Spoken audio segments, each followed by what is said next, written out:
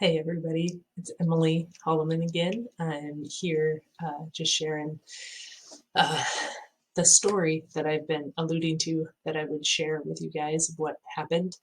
Um, Now I'm sharing this only because of what you see on the screen, and something the Lord has been speaking to me about.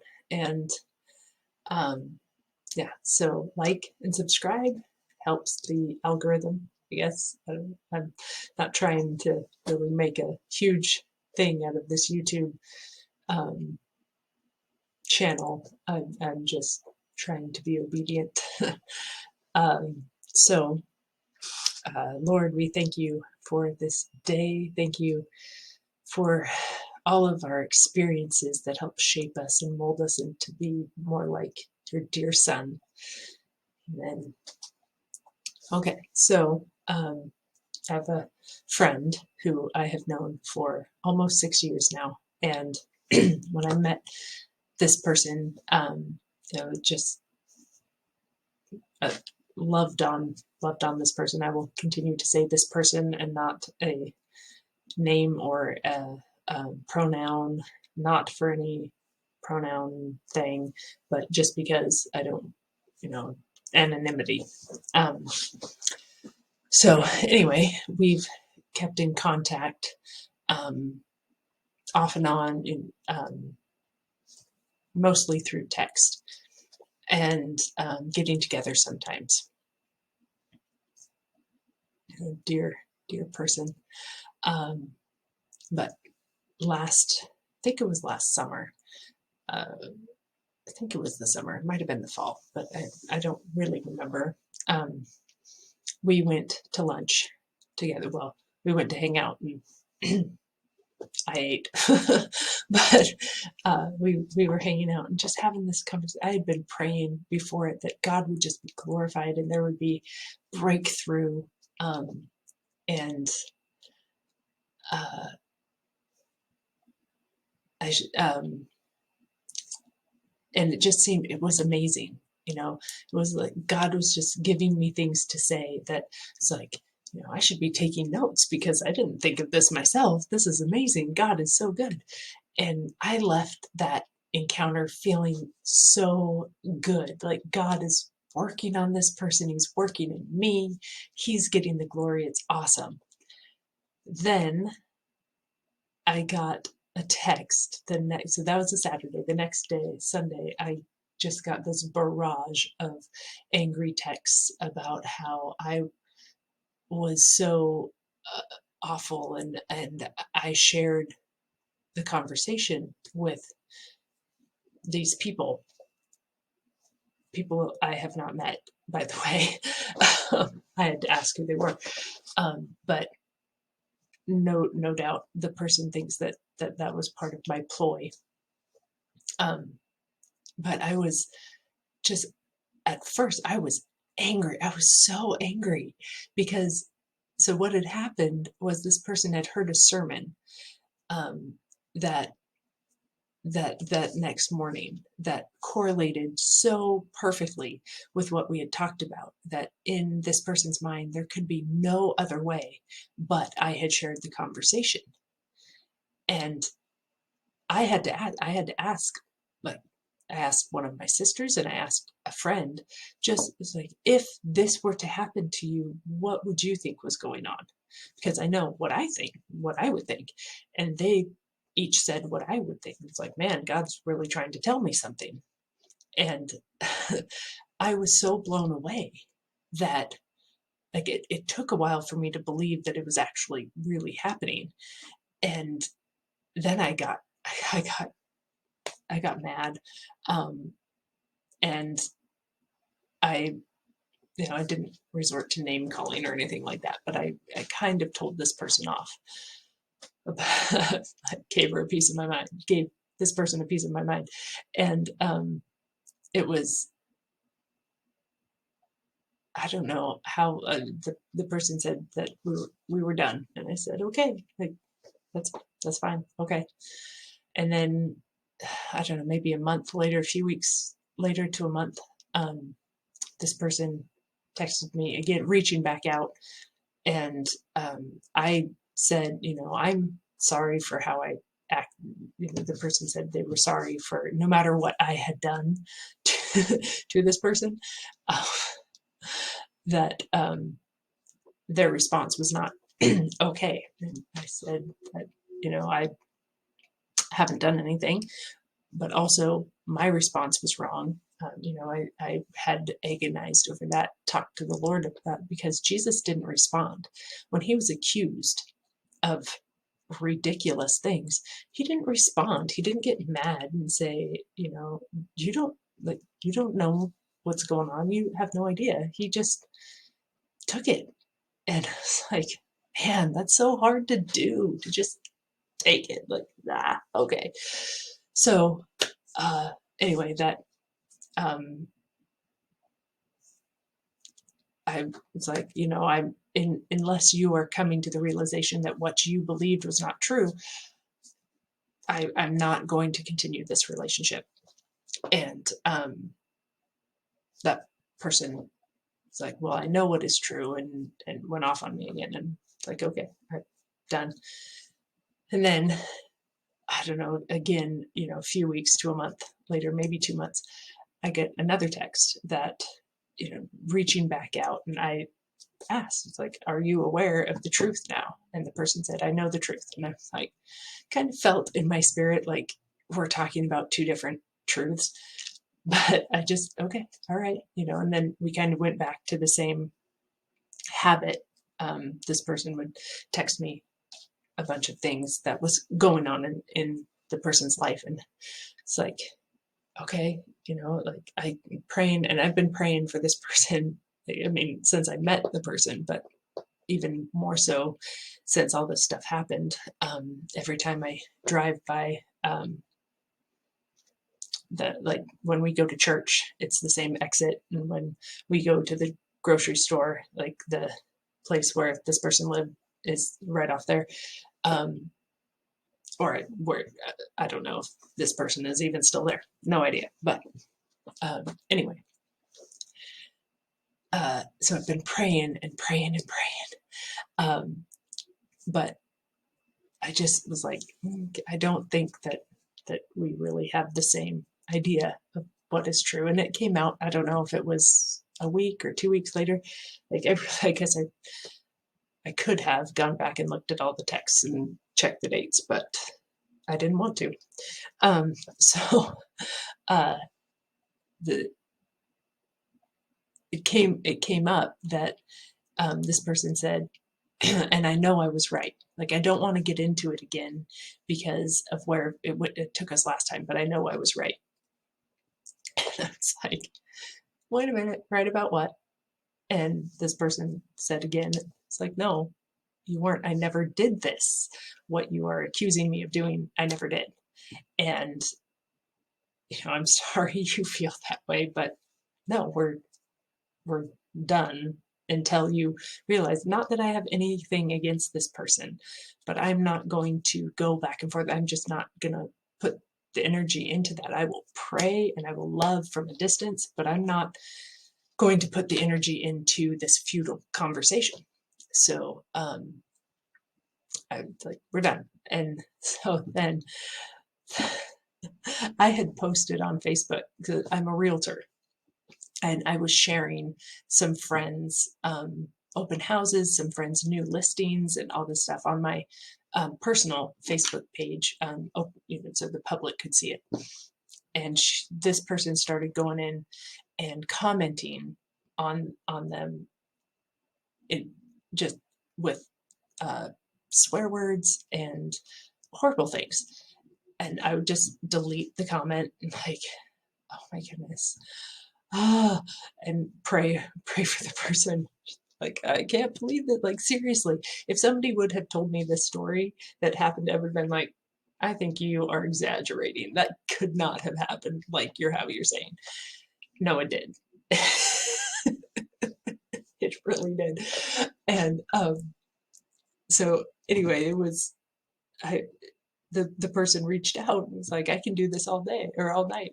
Like, I didn't respond. I just, I'm not even going to give the person the satisfaction of blocking them or unfriending them on Facebook or whatever. Like, no, I'll just continue to keep checking, and then I felt really tied to my phone because I had to make sure I was taking this off, not necessarily for my personal thing, but this was somebody else's post, somebody else that I had shared. I didn't want their name being associated with this.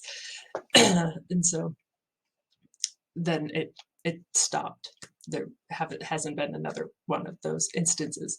Um, and then I kept getting, I think I was at the zoo with my kids, and I kept getting these texts from the person, long texts that, when, when we were in relationship, that I would read through these texts and pray and just be like, Lord, help me respond, help me help this person. It's like, it was kind of a bad attitude, I would say. I kind of had a little bit of a bad attitude because he said, I don't have to read this. And I didn't read any of them. I think the last one that was a really short one that I had just opened because I,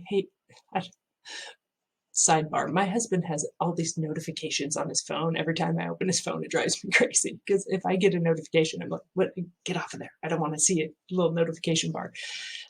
So I was getting rid of the notification. It just happened, you glance at something, you see it, you read it instantly, and it was, I shared all of this with you so that it would get back to the right people or something. I don't remember the exact wording of it, but it's like, I don't know who this is supposed to be. I don't know what, I'm not going to go back and read all this stuff that you were talking about that I'm supposedly supposed to share with the right people.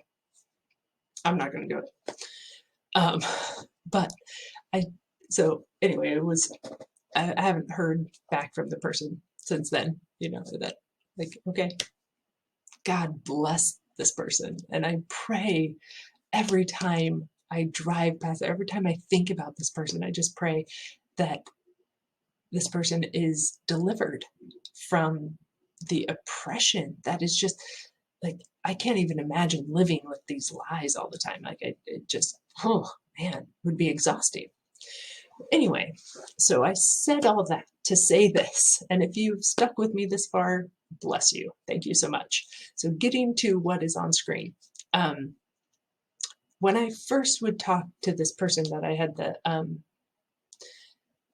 falling out with, I guess you could say, this person would tell me about things that had happened or that people had done. And I would, oh my goodness, I can't believe that would happen. Like, and some of it seemed really outlandish to me, like really weird, but it's like, I want to believe this person. I want to believe you. I'm your friend and I love you and I'll pray for you and I want to believe what you're telling me. It was still like, I don't know, this seems really out there. But I was quick to jump on, like, it's easy to believe bad things about people you've never met or people that you think you know. You see it in politics all the time. Like CNN or Fox News, whichever one, will show this much of a clip and then tell you what you're supposed to think about it.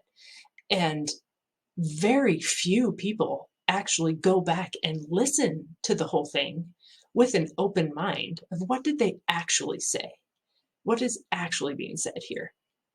And you see it like all across the board, little snippet, and then, oh man, they think this, they said this. And it's something as simple as, like, I have an African American husband, and if I were to say something that, like, the snippet of it could be, well, because you're black, then somebody could take that snippet and say, oh, Emily is a racist because she said this. No, I'm not, and that's not at all what I said. You just didn't take the full context. You didn't even go back to look at what I actually said. You took somebody's word for what I said. And we do this in the church, people. And that, like, this is why this person was able to have this, like, whether whatever actually truly happened to this person, I don't know. God knows what happened. I don't know what happened. But that it would be believable because we talk about each other all the time, and we take things out of context. We take it and run with things, right? So the C.S. Lewis, Aslan. If you haven't read the Narnia books, they're great. I don't how he writes the some of the things. I'm like, where's your theology on this? But it's a children's book. You take it for what it is. And so somebody was asking the question. It's like, well, what about, what happened to this person, or what would have this been?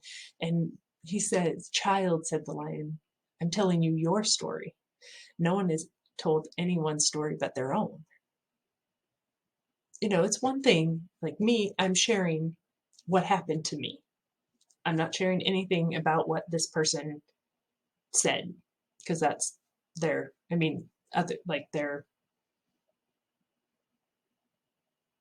stuff that they've got going on. But so often we tell other people's stories, and we get into trouble when we listen to those stories, and then we make a judgment about somebody based on those stories. I don't know, this person could be out telling somebody else what this person says I did to that person. Man, it's really hard not to use pronouns or names or anything.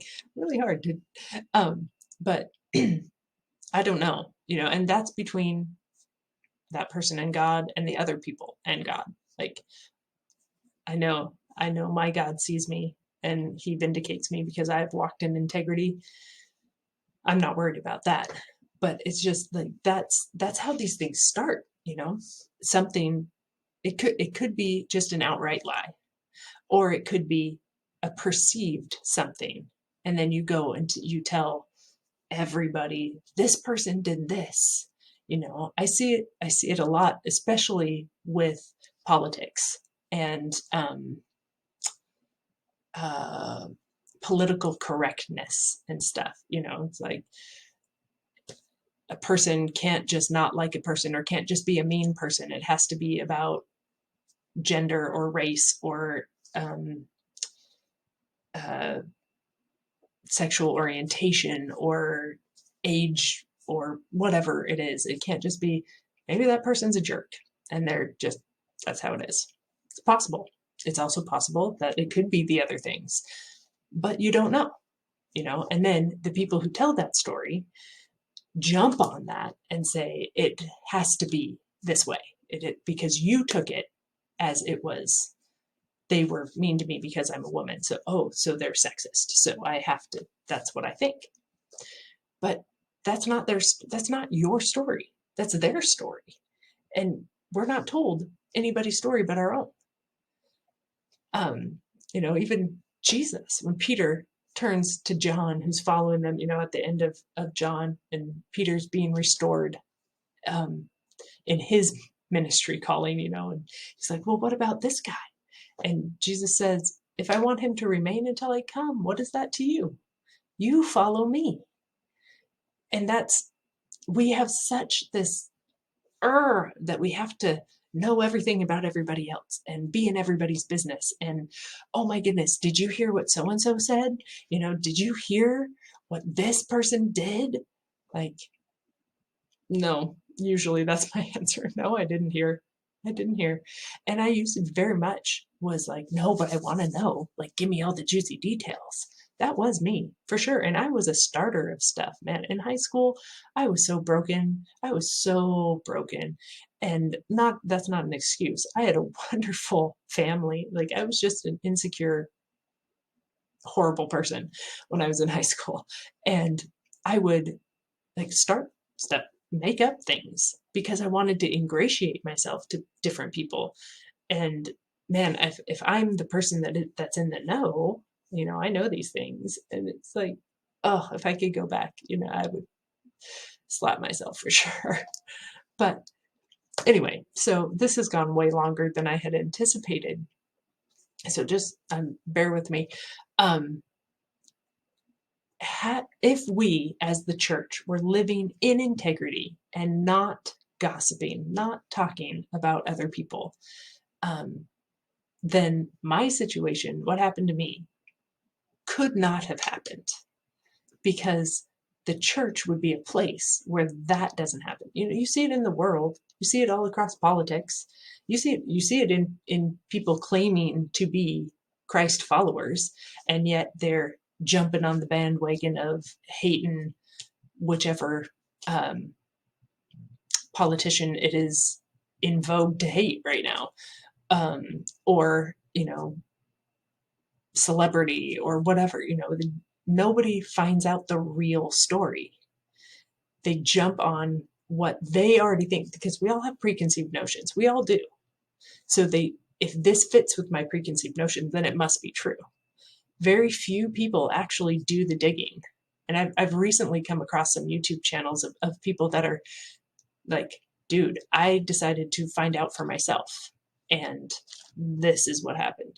Atheists that are like, I'm going to find out for myself. And oh my goodness, look, Jesus. You know, it's amazing what you can find out when you actually go searching for the truth. Not what you think is true, but the truth that comes down from God, and you live by that truth.